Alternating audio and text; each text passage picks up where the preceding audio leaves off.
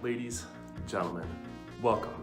After 12 grueling weeks in a semifinal stage that saw two relative surprises, the stage is set for a fantastic championship between the Peaky Blinders, owned by Tim Merlewski, and Nathan's Famous Hot Dog, owned by Craig Danzer. I'm your commissioner, Grant Haffenden, and we have both participants here via live feed answering questions from their peers and fellow league owners. Let's throw it over to Tim, who has prepared a speech and who he would like to lead off with. Tim, take it away. All right, Grant, thank you for all this press conference today. I'm glad to answer questions today. There's first a statement from the GM of the Peaky Blinders. I want to first thank everyone in the league for doubting me. All the haters, thank you. It really drove me to get back to the championship this year. And guess what? I don't care that you don't like it. We had a great season. We snuck in at the fourth, but we still made it. And we got past the almighty Sanjay.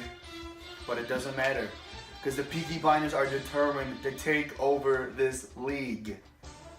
And guess what? It's going to happen. And I don't care what anyone thinks about it.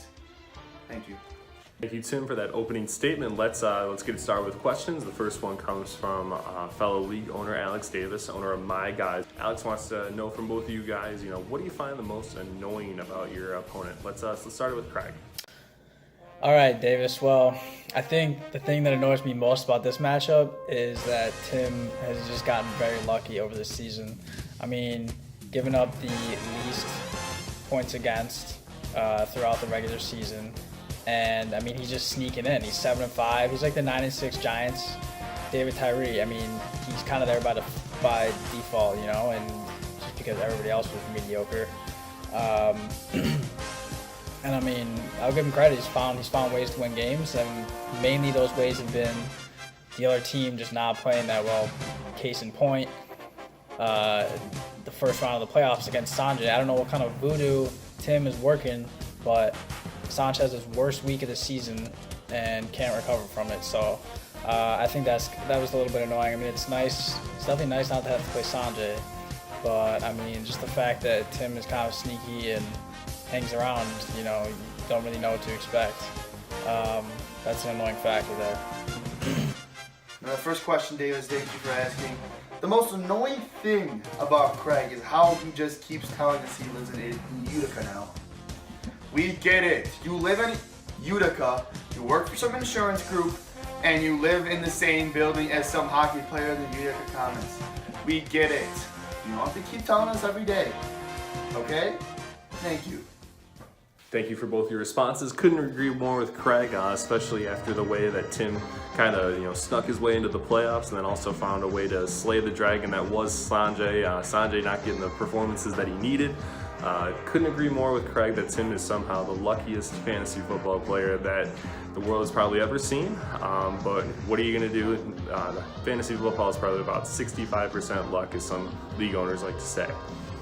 Next question comes from team owner, Eric Carey, owner of Fits in the Tantrums. Eric wants to know a little bit off the cuff question. Wants to know, what mid-2000s movie villain do you guys relate to most? Tim, let's start with you. Eric, the villain I most connect to is the Joker. Everyone is against me, and I just want to tear the city down. And that city is this league, okay? I'm tearing this league down. No one wants me here, and I'm back for a second time, and I'm getting my revenge. Deal with it. Well, Eric, unfortunately, not a big movie guy, so that's not the best question for me. 2000s movie villains, if I had to think of some off the top of my head right now, I can't even do it. So, bad question for me, but I'm just gonna pass on that one. Thank you, Craig, for participating in the questions. Next question here, directed specifically at Tim, comes from yours truly. Tim, you kind of addressed it in the beginning of our interview here, but what do you have to say to all the haters and doubters that you had throughout the season as you prepare for another championship run? Grant, you asked about the haters. I'll say it again. I don't care that you're hating. It drives me. The Peaky Blinders have lived on your hate this whole season. And we're going to keep living on and go right through Craig and his little team of McCaffrey and Kamara. I get it. They're good. But guess what? I got Patty Mahomes. I got Dalvin Cook. I got OBJ.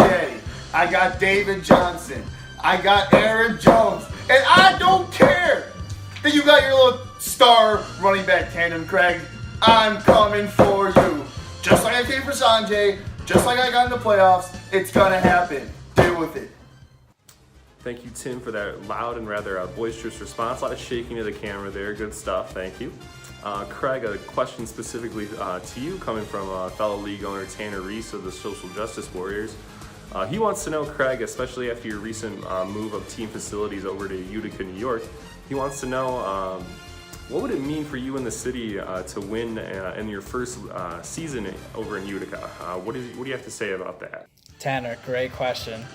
I mean, it would just mean the world to me to be able to bring a championship back to my home city, Utica. Now, I mean, just moved out here.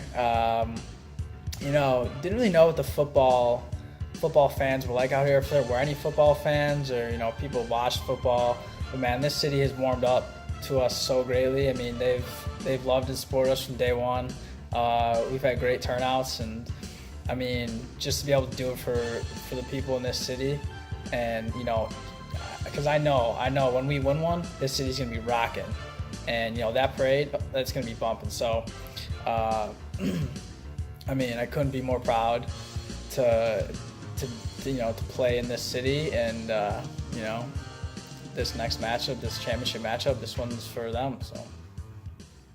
Truly inspiring stuff there from Craig. Would be quite the story in the league season here. Question here from what everyone thought was going to be the league champion early on, Sanjay. Can't believe he still blew it in the game against Tim last week. But Sanjay wants to know, and Tim kind of already addressed this, so this is more directed towards Craig. Sanjay wants to know, what do you guys think the toughest matchup is going to be for you guys going into the championship week? Sanj, toughest matchup, I mean, I think it's definitely going up against Pat Mahomes. He's got the Chargers and Seahawks next 2 weeks. I think the Chargers are a pretty favorable matchup for him. The Seahawks, you never really know. I mean, but of course, Mahomes has been carving up any good defense anyway. So,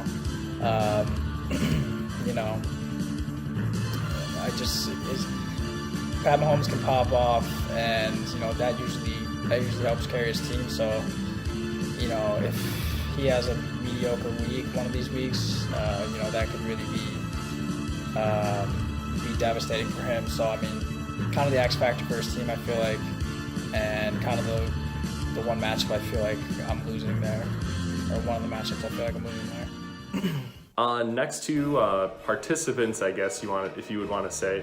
Here, first one, Cal Krasowski, owner of Nick Coletti's Dick, did not want to partake in the Q&A session of this, saying that our league is too much of a ripoff of a fellow league here in Western New York. What do you two both have to say about that? I do not run the Twitter account. I don't know why they copy you in your Bills for Life Twitter account. You can't blame me. I was hoping for a question from you, but it's okay.